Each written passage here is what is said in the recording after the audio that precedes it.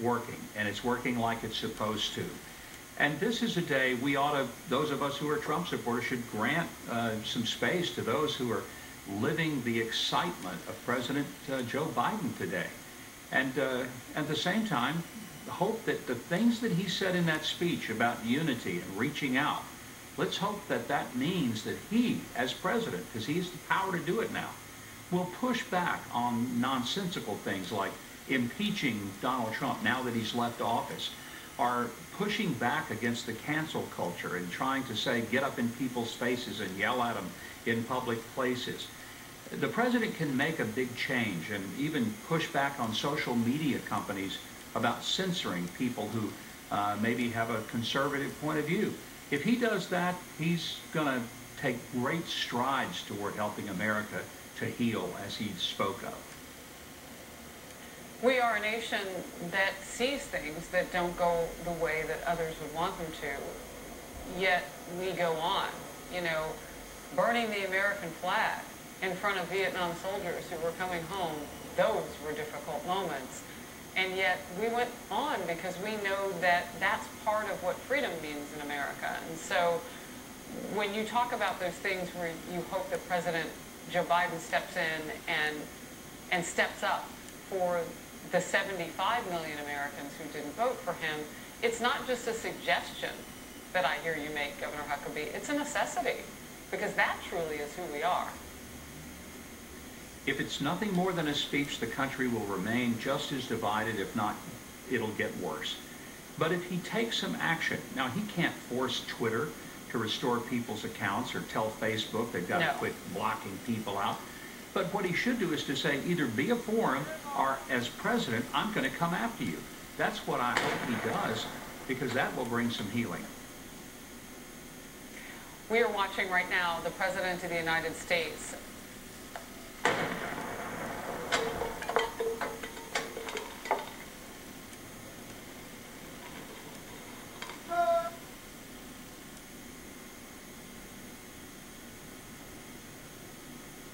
be kind, just stand by with me for just a moment as the motorcade pulls on now to head to the White House.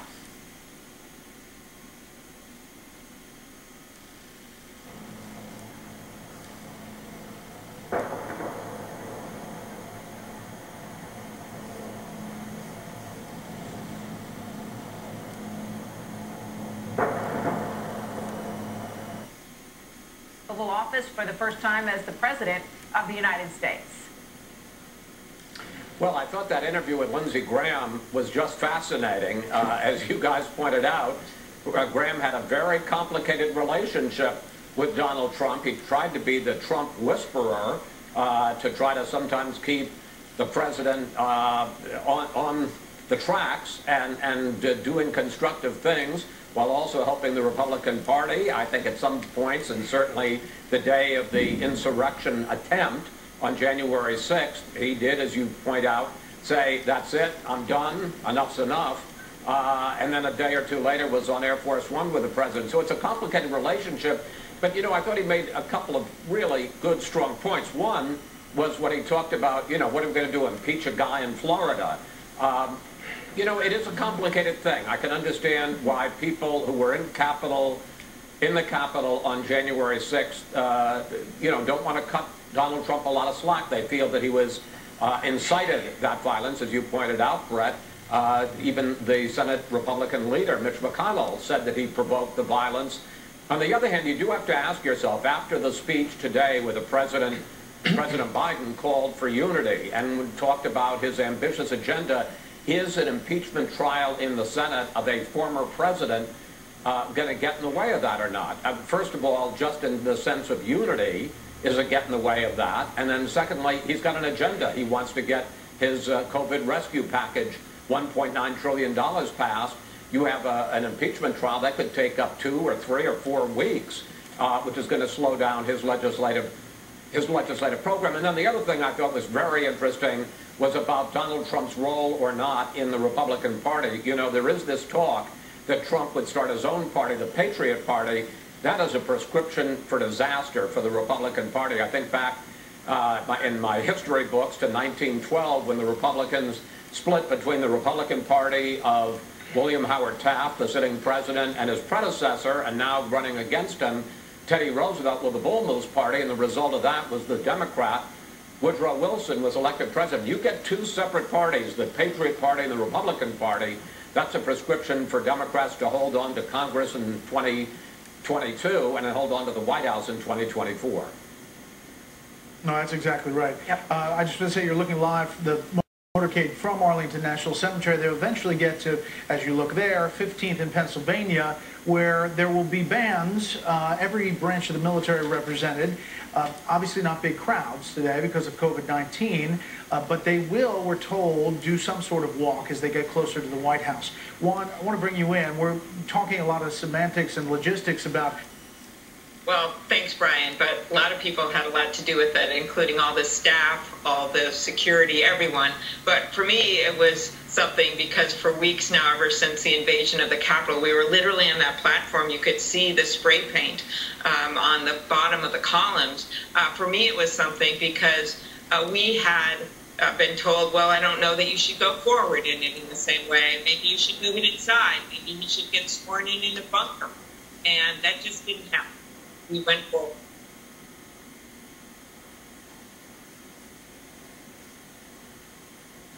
Oh, Senator, we seem to have lost. Sorry, can you hear me now? Okay, Yeah. You're back now. Okay. Forgive me, you were saying that you chose, I think everyone agrees correctly, to go ahead, have a public ceremony, a public speech from the West Front. Yes, and it was so important to Joe Biden and to the country that we do this because you needed to have President Bush and Vice President Pence up there. You needed to have people behind him that were leaders of Congress from both parties because it's about him and Kamala having their moment and giving the vision for the country, yes. But it's also about something else. It's about that magical moment of healing that the nation sort of breathes a sigh of relief. And as I said, our democracy picks itself up, dusts itself off, and moves forward as we always do. That's what we need to do as a nation. Senator Klobuchar, I'd like to. Comfort of your own home. Call or go to healthysystemsusa.com. Last break, and on the other side, we will bring you the 59th Presidential Inauguration Committee Parade. Stay with us.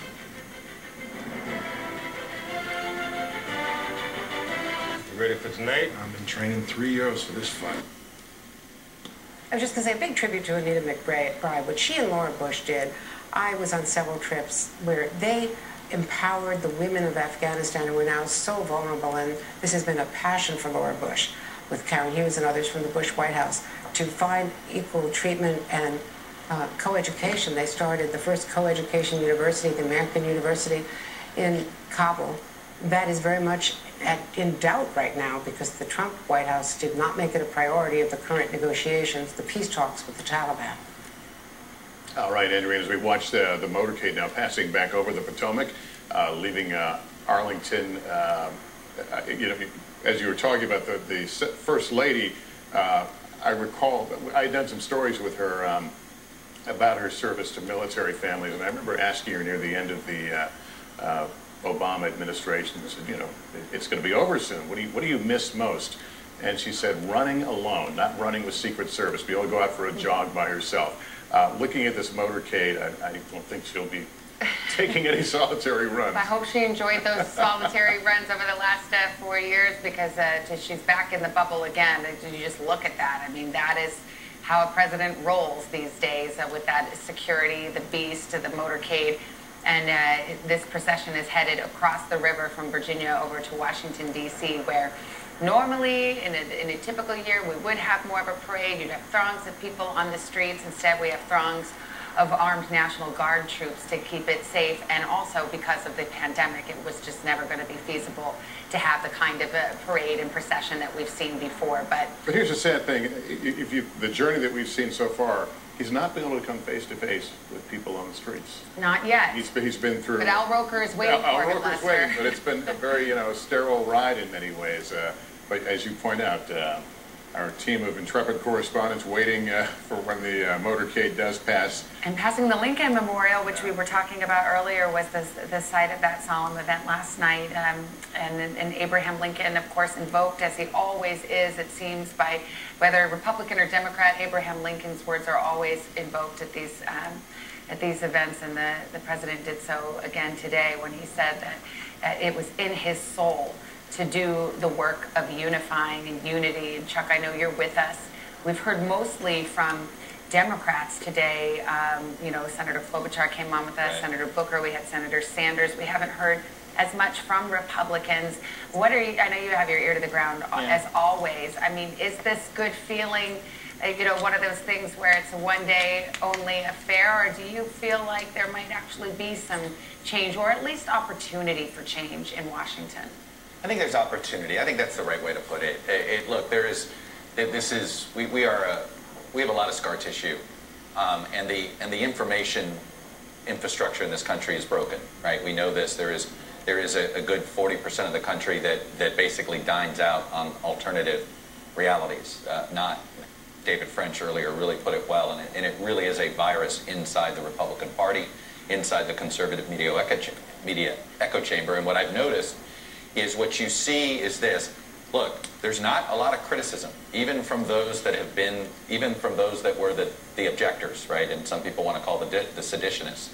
They've all put out statements saying, I hope he stays being, calling for unity. And of course, for some, seeing anybody that voted against counting the Electoral College, I think some people think, hey, you've got a lot of nerve being the one saying Joe Biden should be the one practicing the politics of unifying the country. But I think that, to me, says something. They know there's no, even the most partisan anti-Biden person knew not to put out something negative today. And I think that tells you, how effective I think his speech was. And look, I do have Arby's, we have the meats. I didn't expect Jennifer Lopez, when she finished her song, went back, obviously being congratulated, sat in the very back next to Alex Rodriguez. He gave her just such a warm hug of congratulations, and you could see her start to cry with sort of, I think, relief and just such a great feeling about the importance of the moment. Both of them had a very emotional moment together that I spied on. But it was very touching, and it was hard to see probably from afar, but with this platform with very few people on it, really just family members and the people that you saw at the microphone and a few senators, it really had that feeling of something special, I think something personal for the people who were sitting there. Lisa Desjardins, eyes and ears that just don't miss a thing, including the hug that Alex Rodriguez it's for real. gave. They are for real, yes. It sounds like it. It sounds like it. I was talking to Lisa, learning all this as we watch the presidential motorcade make its way closer to the White House. You can see it coming along the street. I can't tell if that's Pennsylvania Avenue. It's coming up 15th Street. Thank you. Just got that help from Jim Fallows. I believe Gretchen Whitmer, the governor of Michigan, is on the phone. Am I right? You're in person, Governor Whitmer. Thank you so much. We're watching the newly sworn-in President Biden make his way to the White House. We're going to continue to do that. As we turn to you, as someone who's seen a lot of unrest in your state as this year has gone by, so far, how have things gone on this inaugural day in Lansing? The reports are good. I have to tell you, I am in Washington, D.C. Oh, okay. My two daughters here so that we could see this historic moment. It's after everything we've been through as a nation, especially over the last 12 months, it was a moment that I think many of us felt overwhelmed. And I've been checking in at home. I know that things have been quiet. We've had a few protesters show up, but all is well in Lansing, and I'm awfully glad to have been here in D.C. for this incredible moment. You're the first governor we've spoken with this afternoon since we listened to the president's inaugural address. What did you hear that makes you think you can work with him, that you think is a challenge for him? What did you hear today?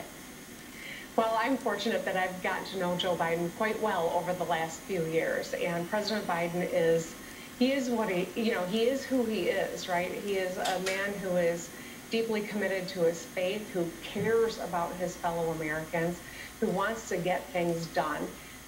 Many presidents enjoy a honeymoon after they are sworn in, but this president and Vice President Harris won't have that luxury. They've got a lot of work to do. They've inherited a lot of big issues to tackle. First and foremost, helping the states get our arms around COVID and get the vaccines we so desperately need, and helping Americans get back to work and get our kids back in school. And I really believe that this administration, these are the right people at the right time. And I heard a lot of optimism today, a lot of pragmatic, problem-solving grit that I think is exactly what we need right now. We're watching, as we speak with Governor Gretchen Whitmer of the state of Michigan, we're watching security, we're watching police on motorcycles, we're watching the motorcade of President Biden as he makes his way toward the White House, where he will be making a short walk from 15th Street, which goes alongside the Treasury Department, and where it really is official territory from there on. The Treasury sits adjacent to the White House. Governor Whitmer, while I still have you, Michigan, like the rest of the country, facing a terrible time right now with this pandemic. What difference do you think President Biden can make just in the early days of his administration to give you and other state leaders what you need to fight this pandemic? Well, first and foremost, he is going to stay tethered to the science, and that's going to be a real big leap forward for us as a nation. Working to procure and purchase every vaccine that he can get his hands on and get them to the states. We have the capacity to do 50,000 vaccinations a day, but right now, and up until now, we've been getting 60,000 a week. At this rate, it would take a couple of years to vaccinate 70% of the people in my state and across the country. It's unacceptable, and I know the incoming administration is laser focused on this. We've had ongoing conversations with them, and so this is first and foremost. But a relief package, I know, is something that President Biden is committed to as well. These are all important components. And I just want to acknowledge the incredible work of the Presidential Inaugural Committee. I was fortunate to be one of the co-chairs, but of course there were a lot of people who did thoughtful, important work to deliver an inauguration that was mindful of our great traditions in this country and kept people safe. And what a wonderful way that they accomplished all those goals. And I'm proud to have been affiliated with them and grateful for their work. Well, it's certainly gone smoothly as far as we can see, and we are all so grateful that there haven't been any of the kind of security threats that we were very worried about. And as the University of Delaware drumline will begin at some point as well. Absolutely gorgeous. Let's watch and listen for just a moment.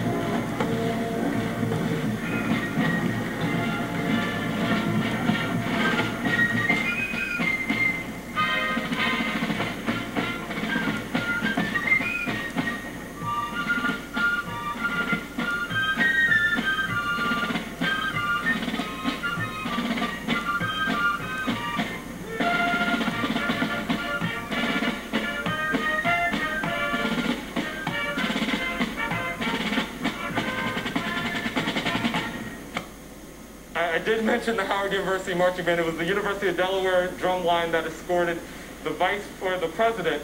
And then actually, this is some of the Biden clan right behind me. Sorry, I'm looking through these thick glasses, thick windows of these presidential motorcade vehicles. And we actually are continuing to see more of the Biden family make their way there. But over my shoulder, you'll see the Showtime marching band, as you mentioned. And yes, I'm a Howard University graduate, so I'm very proud of the Showtime marching band. In this case, just the drum line, but we see them right there. They're getting ready to escort the vice president once she makes it to the procession. But we just saw President Biden. He's going to continue making his way up 15th Street. He'll make a left onto Pennsylvania Avenue, and with that military escort, the color guards from the 5 service branches of our United States military, he will then be escorted to the White House for his first time in the White House as President of the United States. Guys? Just not going to miss an opportunity to advertise the HBCUs today of all days. Morgan Radford is elsewhere, I am told, on the parade route. What we just talked about. Yes, and Kamala Harris being the first woman vice president, she is well positioned. 55. She is well positioned and will be well positioned as vice president to be not only the nominee of the Democratic Party whenever that slot opens, but the first female president of the United States. She's well positioned for that. That's as far as I think we can. Let's notice that the picture here shows that the presidential limousine is starting to slow. I imagine going to get out? The president is anxious to get out. I think he's going to get out. We have seen him jog recently too, looking vigorous. And Dr. Joe Biden is known to give Secret Service agents a run for their money.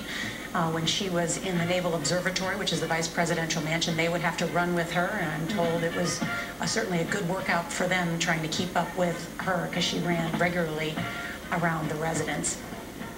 Let's bring in Weijia Zhang, who I think can you almost see the president where you are?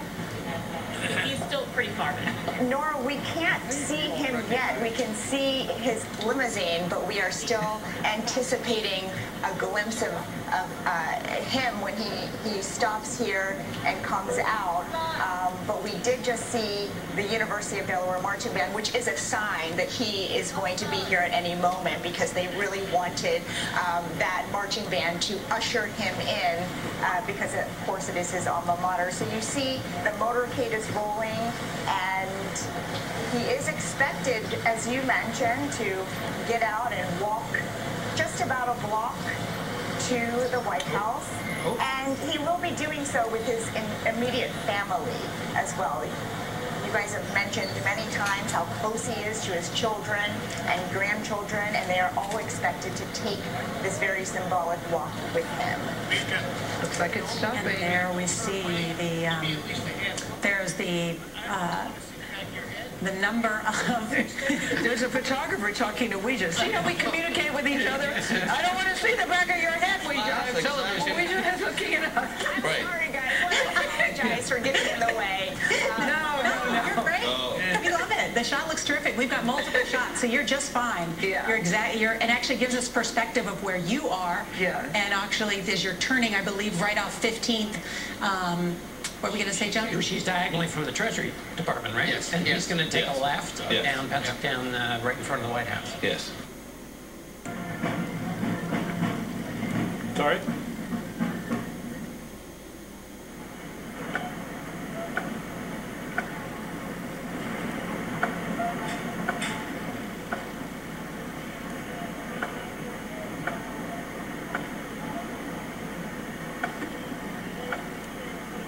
I'm standing here, you can see we're right across the street from the White House. This is Lafayette Square, which you might remember from the unfortunate events over the summer. Behind that is the reviewing stand where dignitaries are watching the parade. And then, of course, behind that is the White House itself. We're seeing some of the inaugural parade go by right now. You can hear the fife and drum brigade. Give him the big wave here. I can see him look there. We got to wave back. And I've got questions already, but I'm hoping the president will want to exit the vehicle. Now, the position of these agents suggests that that is coming. The question will be, is it in this moment or farther down? So hopefully our viewers are patient. Perhaps Joe Biden is taking in this moment with a little bit more thought about how his life is about to change. You know, as vice president, it's a life in motorcades, but it's nothing like this. This is a whole nother level, and this is quite an extraordinary day. To have a 50-year public life, and now Pennsylvania Avenue is his home address. What a change for Joe Biden, and what a change for the country today to watch all of this. So I think I have officially missed my moment, but I'm going to put it in the capable hands of Al Roker and others. But I got my wave in at least. So I've seen the new president in his vehicle. As the parade continues, you can see just the magnitude of the support and security around this motorcade, leaving nothing to chance. And as you can also see, lots of additional vehicles that look like they are the beast, but there's more than one of the official vehicle. And of course, we're anxious to see if the vice president and the second gentleman are going to take a walk as well. So I tried my best. I got a good wave in. I'll have to leave the rest to you. No worries. I don't know. Maybe I think I'd want to come out and take a selfie with the beast behind me. Perhaps as they make the turn, we will see the president emerge. But at the same time, this is one of those things you must want to live in the moment. You know, he's been to the White House many times, but pulling in as the President of the United States, that's heady stuff. Yeah, it is, and he's really close. He's just around the corner now from the White House and from pulling in, but never pulling in like this as President of the United States, something that he has dreamed about for many decades. His first presidential run back in 1988, and here we are in 2021. At 78 years old, he's the oldest president in American history, taking office at a time of great crisis and great challenge. And the beast, the presidential limo is stopped, so we'll see if he's got plans to get out. There had been talk that might happen. Al Roker is there along the parade route. Al, has he gotten to your location, or has he passed you yet, or are you still hoping for that iconic right now elbow bump? We're at a bit of a standstill, guys. You can see the protective detail right here. We've got some SUVs, and then behind us, behind them, we've got mounted police. You can see the media trucks that are obviously with just about today. Remarkably quiet so far, but there may be a reason for that. I've been told about intelligence that some of the more extremist groups were telling their people stay away from the inauguration, to live to fight another day, and pick a time of their own choosing, George. Thank you, Pierre. Dan Abrams, let me bring in on this. The shock and awe of putting 25,000 troops in the Capitol, National Guard troops, having troops posted at capitals all across the country, appears to have worked. Yeah, I think that this is one of those cases where there really was a deterrent effect. And I don't think it was just the National Guard. I think it was also the arrests. Because remember, what happened on January 6th, these people were proudly displaying their crimes on social media, thinking that there would be really no ramifications. Well, then reality hit, that there were ramifications, that people were going to be charged with federal crimes, serious ones, facing 20, 25 years in prison for some of them. I think that resonated as well. So it's not just the fact, and I think it's very important, the amount of force out there, but you're talking about state capitals, for example, around the country, not just Washington, D.C., and so far, so good. And I think it's a combination of that major show of force and the deterrent effect. One of the craziest things that you think coming out of those January 6th events, Dan Abrams, is that so many people who were inside that Capitol that they seem to believe that they were immune from punishment because they were supporters of the president. Absolutely. I mean, the fact that there were so many people, displaying their crimes publicly makes it clear that they thought this wasn't going to be a problem. And many of them have even said, in some of their defenses already, we're seeing them suggest, well, the president suggested that I do this. And so I think that's one of the most sort of startling things about this, is that you see these crimes being committed so publicly and blatantly, and this notion that maybe they wouldn't get in trouble. Well, they did. Arrests still happening. I think that there are more charges potentially to come. And, you know, we heard Pierre's reporting there earlier about how scary it really was. Now we're learning more about the details about what some of these people were saying, and I think as a result you may even see more serious charges than the ones we've already seen so far. We certainly are seeing serious security all across the Capitol today, surrounding the president, surrounding every aspect of this inaugural. John Carl, you wonder if all those details as they're coming out, we don't know when this impeachment trial is going to begin. We could know later today. We could know first thing tomorrow when the Speaker of the House is going to send over those articles of impeachment. It does appear that it's getting a little bit harder for some of those in the president's party to defend his actions as they learn more of these details. For sure, and you can... But it looks as if he's moving closer, and we are watching as he moves, very carefully guarded by Secret Service and the much security around him. We know there's a military escort that was going to be part of this next tableau, if you will, as we watch this Inauguration Day play out. There won't be a parade. That is, of course, had to be canceled because of the pandemic, because of security concerns. It was already going to be canceled. But now there's nothing. Instead, there will be a series of performances that will appear online, and we'll direct you to that when it gets underway. Oh, we are carrying it on TV. I'm being reminded. It's not just online. We will show that on television once the president goes into the White House. Michael Beschloss, historian, who joins us at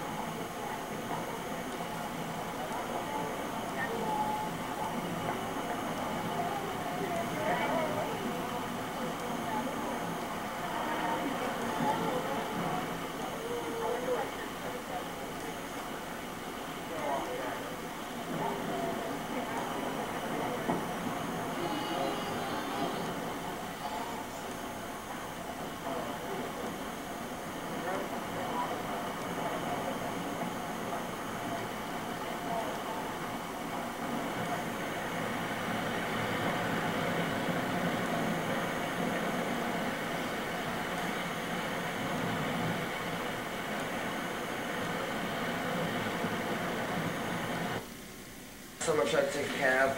It was act.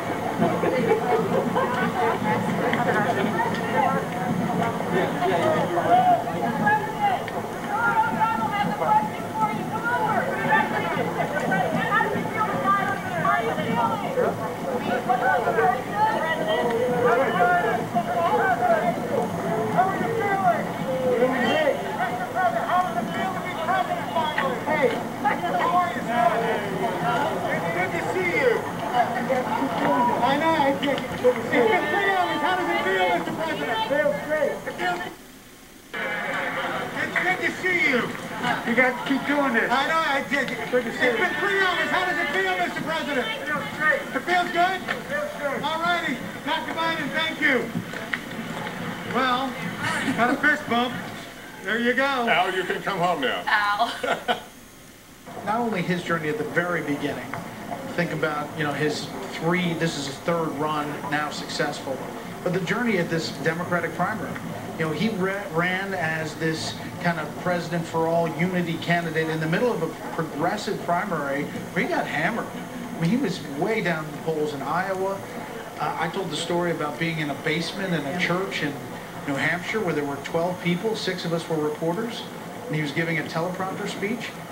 And he went through all of that and the general election to get the most votes of any candidate ever. And now he's the president of the United States. It's quite a journey. It is quite a journey, and you think about the COVID element of his presidency. He campaigned mostly from the basement in his home in Delaware, was criticized roundly for it. It turned out to be exactly the strategy that seemed to work for him and to resonate. He sort of stayed out of the fray a lot while the president was going after him. He's sort of running over to the side to say hi to people, which I would imagine is somewhat concerning to some of the Secret Service folks that are keeping a close eye on him as he moves through this crowd. But he's been a politician for a long, long time. And here they are walking in front of the White House as they begin the journey up that road, a long, long journey for Joseph R. Biden as he begins to get ready to move into the White House. It's just really, he's jogging along a little bit, which we saw him do a lot on the campaign trail. He always has said that he's youthful and energetic for his age. He's 78 years old, the oldest president to become president of the United States, but he seems very, very energetic and very fired up by the excitement of this day, Brett. 13 members of his family following behind, including his son Hunter. They're in the crowd as well, who's obviously been a focus of a lot of attention and is under investigation.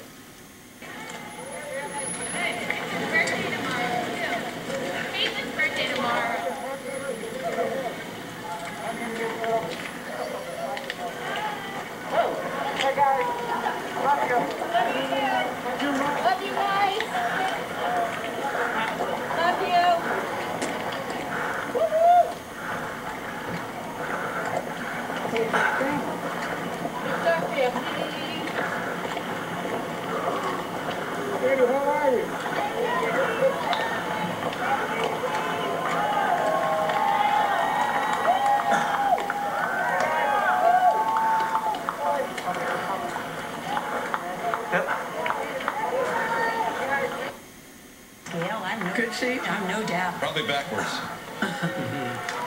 Do you think he has the front door key? They're being greeted by the... And this is new. The fence now outside the White House has just been enlarged. When you go there, it looks like a fortress. It's huge. It's almost like a medieval castle. These doors are so enormous. And here it is. It is the White House, but now it is his home. Considering the day, how it starts and how long it is, I think that a short parade is a really good thing, actually. I know that wasn't the game plan, but just imagine how tired they must be. There's the state of Delaware flag in all 50 states.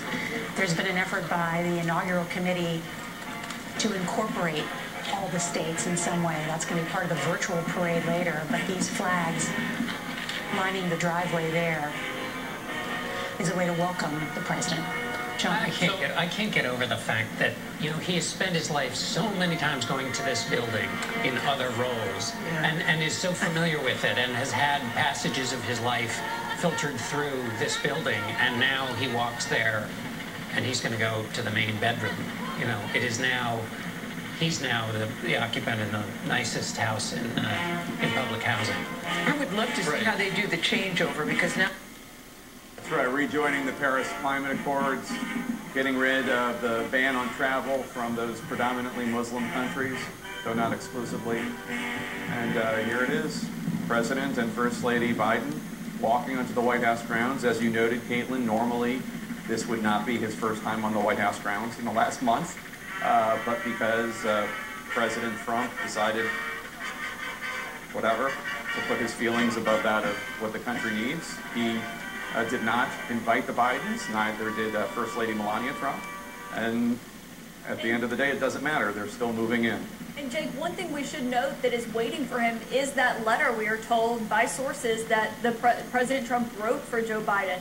You know, they did not have their chance to speak, but he did follow that one tradition. We're not really sure why. We know that he loved the letter that President Obama left for him. When he took office, he often showed it to guests when they came to the White House.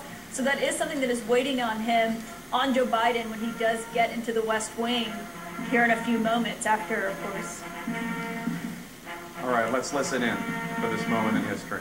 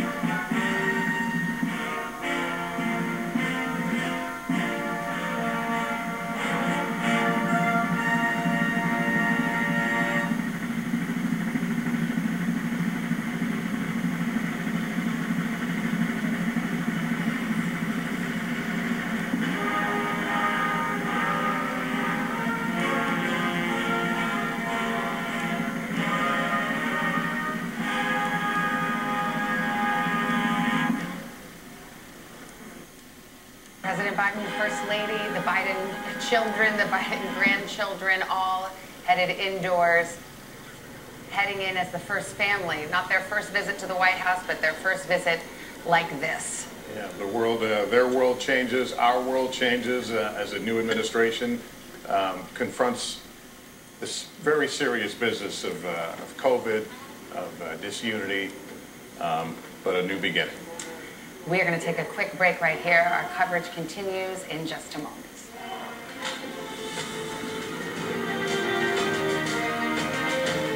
Never. Stellara may increase your risk of new role with his people, with his message, with his to-do list. This is also a moment that feels like a sigh of relief for a lot of Americans. This was a White House before in his predecessor that was really turned upside down, that had so many norms broken, but now he is walking into this White House with a sort of traditional view of this White House, also recognizing that he is going to have to try to unify a country that is still so not only deeply divided, but in some ways traumatized by the events that we've seen in the last few weeks with, of course, 2 Wednesdays ago, the attack on the Capitol. 1 Wednesday ago, President Trump impeached for a second time, and now this Wednesday, President Biden walked into this White House within a completely new era in American politics. Yamisha Sendar reporting on the president. She will begin to cover as of right this minute after 4 years of covering the Trump presidency. Yamish, we are watching some pictures outside as the motorcade with other dignitaries, perhaps the vice president, others making its way toward the White House as well. We're going to ask all of you who are watching, now that Joe Biden and First Lady Jill Biden are safely inside the White House, we're going to ask you to stay with us, please. I'm going to be stepping away to prepare for the PBS NewsHour, but we ask you to stay right where you are. We're going to continue to broadcast this unique virtual parade with all 50 states represented. We're told the 50 states and the territories, hosted by actor Tony Goldwyn, who played the president on the show Scandal. He's going to be hosting it. Jon Stewart is involved. We know who he is. The band Earth, Wind, and Fire, and much more. We're going to take a break. We hope you will join us again. We have another NewsHour special on PBS starting at 8 o'clock tonight, a virtual concert and event the Inauguration Committee is calling Celebrating America. We hope you'll join us there and on the NewsHour coming up soon. Thank you so much for joining us. Old man who looks like he hurt himself. It's a long name. It's catchy. You're a good man, Dr. Campbell, and we're so delighted that you were able to catch up with us, and we'll hopefully check you out later. Thank you for having me, Mr. Stewart. And so, if you will, it's time to kick off for the first time in our nation's history, and God willing, the last time we won't be able to be together. Here it is, our virtual parade across America. We've all become more mindful of how important reliable information is to our health, our families, and our community. Our commitment to keeping you informed has never been stronger. This spring, we expanded educational resources to assist K-12 students studying from home and added new parent-friendly activities for you and your preschoolers. While South Dakotans rise to the occasion, SDPB leads the way with resources aligned to our educational standards and programs for learners of all ages. But that's not the only difference. The funding for programs that make... One of the reasons President Obama chose him as vice president. He needed someone with a pair of steady hands. That was during the recession. Now he has multiple fronts. And I think Ron Klain, who I spoke to recently, he's a great choice for chief of staff because he knows how to play inside baseball, but he also knows how to get around Washington and get things done. So, listen, there is no economic health without public health. So we have to focus on this pandemic immediately. And I know you've been speaking a lot, Harris, on the executive actions recently. And listen, they're very much, climate change driven, immigration reform, education, things that he's going to unwind from the Trump administration. We are looking right now, I just want to let everybody know, the Vice President Kamala Harris and her husband Doug Emhoff, the second gentleman, will do much the same that the President and First Lady just did. We're anticipating that they too will exit their vehicle and then walk through that northwest gate on the property of the White House and go straight up the driveway. And so we will watch this as it happens. Robert, it just so happens that you are joining me at a time that just a few moments ago, like less than 2 minutes ago, it has come out that Amazon is offering the president vaccine distribution assistance. A senior official in the program, now formerly known as Operation Warp Speed, has told our journalists that Amazon is going to join the efforts, or at least has offered to. Amazon would have to reach out to each governor to see if they wanted to use the sites as vaccination centers. We now know that they did that with at least Washington State, but now it's interesting for them to extend it directly to the President of the United States. Harris, that doesn't surprise me because I think President Biden has been clear he's likely going to use the National Defense Authority Act to make a lot more vaccinations. Then the key's going to be, how do you distribute? Well, other than FedEx, UPS, Mail, who is best than Amazon working with the military and defense to make sure things get done? They have shown through their logistics operation that they may be best in class. So I think you're going to have all businesses come on board when it comes to the pandemic relief and distribution. Obviously, you're going to have a lot different aspect when it comes to the recovery. There will be people that are for President Biden's plans and others who are against. But I think with the pandemic, it's going to be all on the same team. Activity school in Italy. There are nearly 70,000 military-connected kids in 160 ODS schools around the world. Founded in 1860. Brianna closer. I think I'm closer. I think I might be a little bit closer. Court Justice, the first black Rhodes Scholar. In DOD's cost.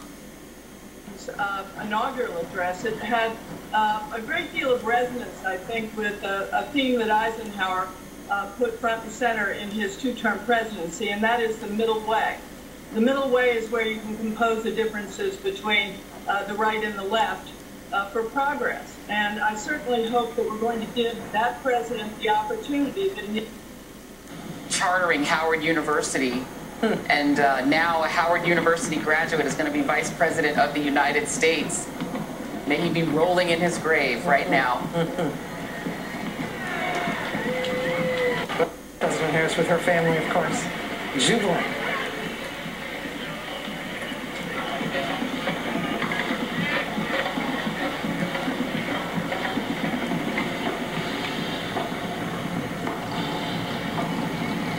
It has been a long day for a little one already, but if that is your fate, may you have a coat that cute while you have to endure this much time outside with your family. Amen. There they go, both of them. There we go.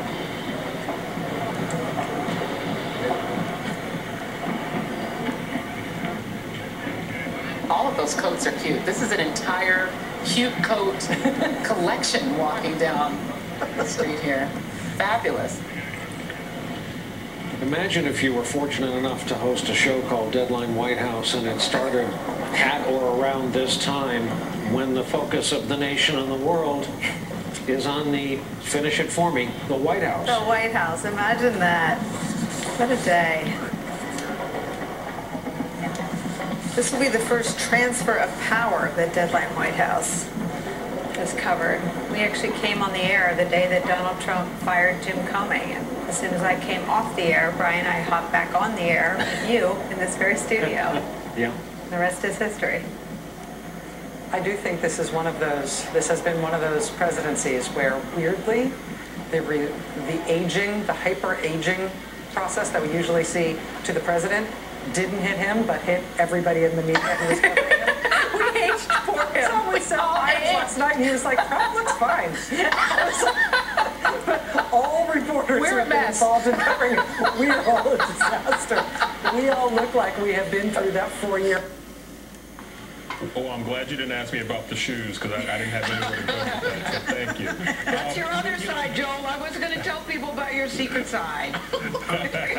Well, Gail, you know, it's interesting as we're looking at Vice President Harris here, and yes. you can't miss the centrality of race in this moment. Obviously, you just had the conversation about Howard University. She's the first African-American, first South Asian vice president. And just the centrality of African-American voters to getting Joe Biden to this point. Joe Biden was delivered by black Democratic primary voters, particularly in South Carolina. Ed and some of your other Intrepid reporters remember that. And African-American voters delivered some of those states, like Georgia, to Joe Biden as well. And so there's a real significance of this moment. There's a real personal pride in this moment of a lot of African-American voters who feel like really they brought this country back from the brink. And they brought this country back from some turbulent years. There was a lot of anguish among a lot of African-Americans based on the rhetoric that we've seen over the last 4 years. So it is hard to miss that in this moment as well. There is a real sense of pride that this is a president that they approved, vetted, and delivered. And to have a woman, a black woman now, as vice president of the United States, it means we don't have any more black women in the U.S. Senate, but we do now have one in the vice presidency. That's right, Nora. And, you know, I was just kind of talking to a colleague about this the other day about how as important as Vice President Kamala Harris will be politically, she will be so much more important culturally. Think about all the young women who are going to, you know, virtually go to school this week and next week. And, you know, when they do that thing where they look around the room and they have all the presidents up on the wall and the vice presidents, they're going to see this woman on the wall. And they're going to think that their dreams are limitless because of that. And that's really significant. It's important politically. She will be a central, important political figure of the next decade of American politics. But culturally, she is burnished in the American fabric for as long as we can see. We should point out some of these people. The viewers who may not realize who they are. Her sister, Maya, all the way to the left. That's her brother-in-law, Tony West, a former Obama-era Justice Department official who's now the top lawyer for Uber. Her niece, Mina, is the one in the green dress. And then her stepchildren as well. It's an incredible tableau, a modern family. Joel, I know... And those are the young girls that you see are Mina's children. Correct. So they're her grandnieces. They're 2 and 4 years old. We don't use their names on television, but they're the ones in the beautiful those little leopard coats. Faux fur coats, yes. They're nice and warm for you today.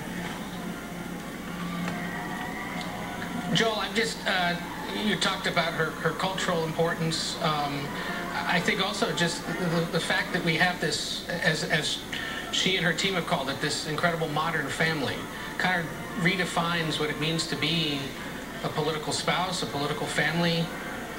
you know, different ages, different races. They did an incredible Zoom conversation with her family. She did right after New Year's, where her aunts from India were part of it.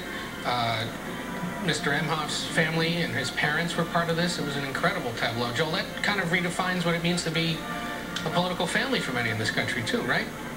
Yeah, I mean, look, it really is. Look, this is the ultimate American family, right? I mean, the Bidens and the Harrises, you know, what's so interesting about the president and the vice president and these first families and second families is they're the only people we're going to spend the next 4 years with every day. They are now our family as a country.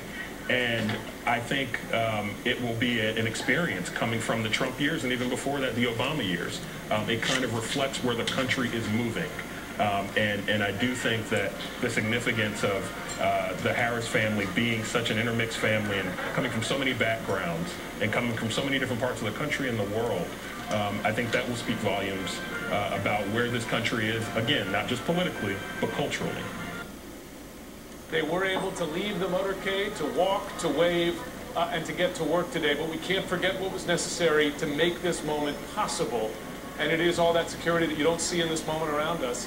And frankly, the vast majority of people are going to watch this on their television screens, right? Not in person, sadly. Right. Right, and you know, I guess when you have to take a step back, that's true every time, right? You think about around the country, right? How many people can actually go? Although we all are now forced to share this in the same way, perhaps has its own level of togetherness. It is a good thing, as you point out, they were actually able to get out of the motorcade, although I know Brianna and Kate were talking about, obviously they couldn't get out of the car until very close to the end here by the White House. As the Vice President walks in those gates with her entourage and her family for the first time as Vice President, Bakari Sellers joins me, an early backer of Harris. Often with my words, I'm trying to explain what my eyes see. It's real hard to say no to him, and I think that's what's just about to happen. Senator Klobuchar, thanks for your time. Thanks for making the decision to go forward with this inauguration. As we watch the Vice President of the United States, Kamala Harris, walk her way up West Executive Avenue with her family, with her husband, now the second gentleman of the United States, Doug Emhoff, her great nieces, Rachel Scott. It looked like her grandniece there was practicing to one day walk up that avenue herself. Yeah, and she actually suggested that once, right before the race was called, saying that she wanted to be an astronaut president. And Kamala Harris, the vice president, then told her that she could do that, but she has to wait until she's 35, until she's old enough. You know, this is the first time that this family has seen each other in months, since the race was actually called. You have Doug Emhoff there, the second gentleman, but Harris said that while vice president would be great when she was running, she said Mamala is her favorite title, and that is what she is known as to their two kids, Cole and Ella. You see them there. This is a family that represents the diversity of America. It's a changing face in politics that we are seeing play out right here before us, and it is just remarkable. It's a remarkable image, both of them walking up there to the EOB, the White House, on the complex there. Harris says that she would like to keep her family dinners. She likes to spend some time around the dinner table on Sundays. They've been doing this via Zoom lately during the pandemic. That's one thing that she would like to keep as she moves into her role as vice president. But again, really reflecting the diversity of America, what we are seeing playing out right now. The second gentleman, the first second gentleman our country has seen, and the first woman and woman of color to serve as Vice President of the United States, marching up those steps right now, George. The steps of the old Executive Office building show the large suite of offices. Very special collaboration. You this past year. Looking, the Black Lives Matter mural in Hollywood is great. As you see Vice President Harris and the second gentleman walking into the Eisenhower Executive Office building, named for your grandfather, right next to the White House. And that will be the formal office for the Vice President, has been. Susan, as you look forward, do you think COVID kind of overtakes the priorities in the early days and that's the real push here? Or do you think even in a divided government, 50-50 in the Senate, and just a few seats majority for House Speaker Nancy Pelosi, that bigger things can get done? Well, I think there's so many things to do that the key here is to prioritize. Where she'll spend most of her time is in her office in the West Wing, on the other side of that driveway. And they were standing on what are the best parking spots and the biggest prize for any White House West Wing employee.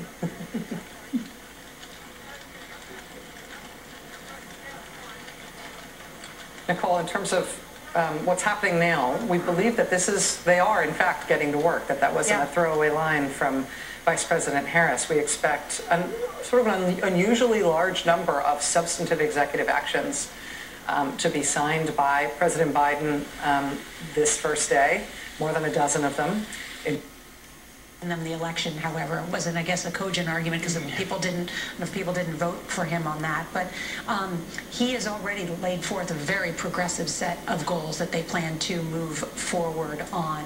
And there you have it, the senator entering the Eisenhower Executive Office building with her family, and then she'll head up to the United States Senate. There is still more to come.